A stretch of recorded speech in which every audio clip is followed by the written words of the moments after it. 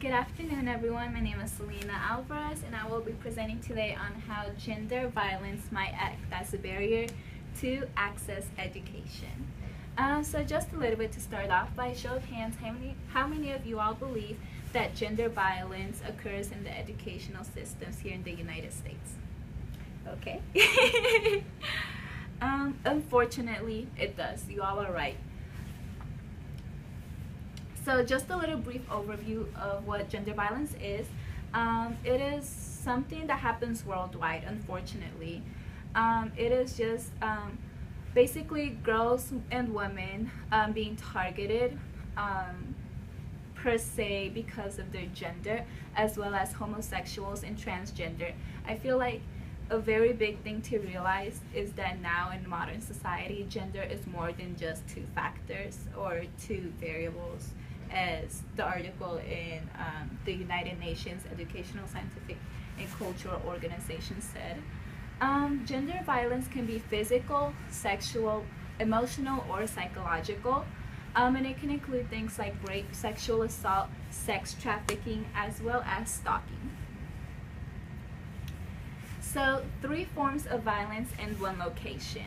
In these 3 pictures, you see a girl. She is inside a building which seems to be burned down and destroyed. This girl, the building she is currently in was her old school. An army there, a group of terrorists destroyed it and burned it down. The second picture says, "Bring back our girls, time is running out." This is just a picture of basically a community coming together because girls are being abducted within this country. The third picture is a picture of a man holding a weapon pointing down at a city.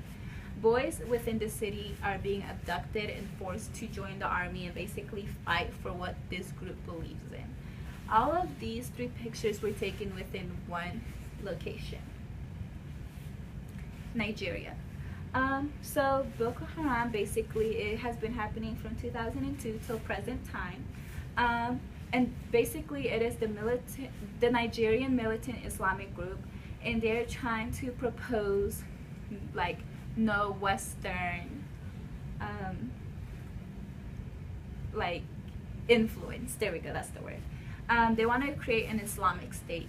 In April of 2014, they abducted over 200 girls in order to try and create a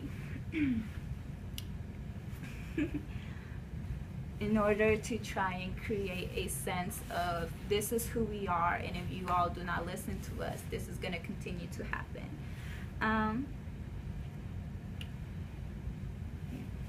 So just to show you a little bit about the pictures, this is Nigeria. This is the place where this is occurring. And this is their symbol. So if you see like flags around Nigeria with the symbol on, that means basically this is where they're located. And these are like the very hazardous places where you need to be careful within Nigeria. Women are being abducted and men are being forced to join the army. Also, it is forbidden. They are forbidding Muslims to attend schools because they believe that Western civilization is ruining their education, it's ruining their cultural traditions and values, and they believe they need to maintain the way they are right now, or else they're not going to be better. They feel like the Western society is just kind of trying to transform them into someone who they are not. Western education, question mark. So in these 3 pictures, you see kids wearing uniforms, which in Western education or civilization is basically a sign of discipline, respect.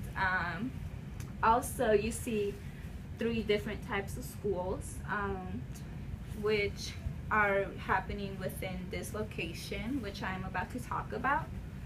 And you also see a big difference within the genders. For example, this school is mostly girls and it's kind of a little bit more run down. And this school as well, it is mostly girls and guys. It's kind of like mixed. And this one, it looks really good actually. But this is mostly men and a couple of females in the back.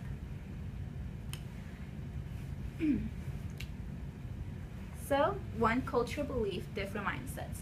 So these 3 pictures show one culture in one country. And basically, in the first picture, you will see women working, and they are kind of like all together. It's kind of like women tend to join together and cook and clean and do things on their own.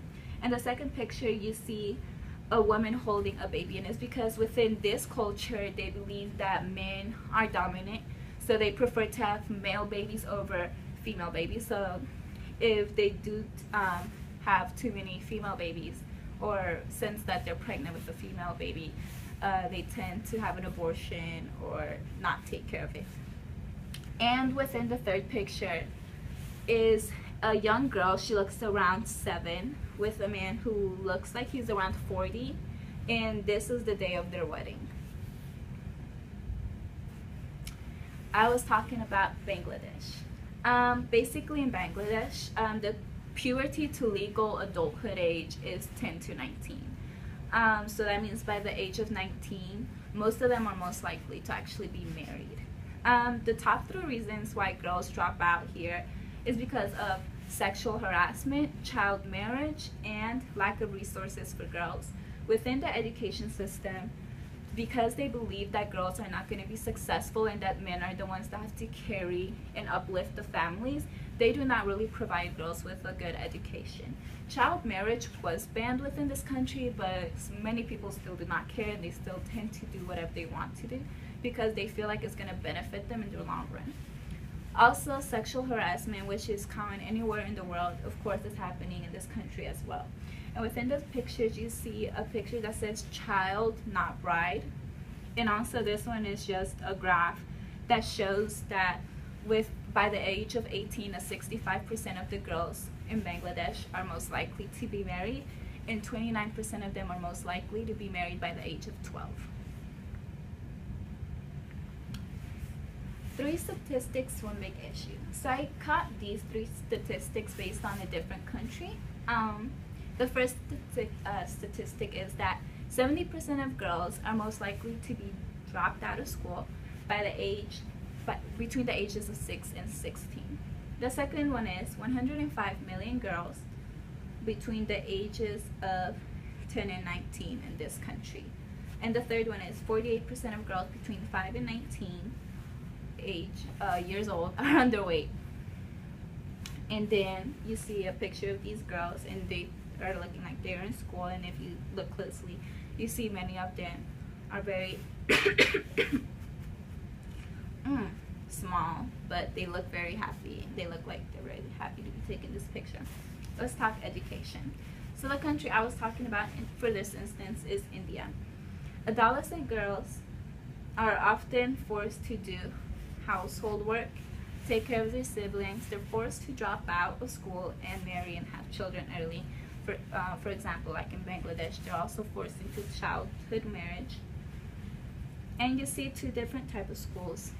This is the girls' school and this is the boys' school, and if you look closely, there's a very big difference. For example, the girls are sitting on the floor and they don't really have anywhere to sit. They're just kind of all together, and the guys, they all have their uniforms. You can tell they're clean. They have tables, pencils, papers, etc. So what now? These are just kind of some tips on how gender-based violence can be better, how you can better educate yourself on it, and just like little ways of creating networks with adolescent girls to really connect and learn from one another and try to prevent gender-based violence. And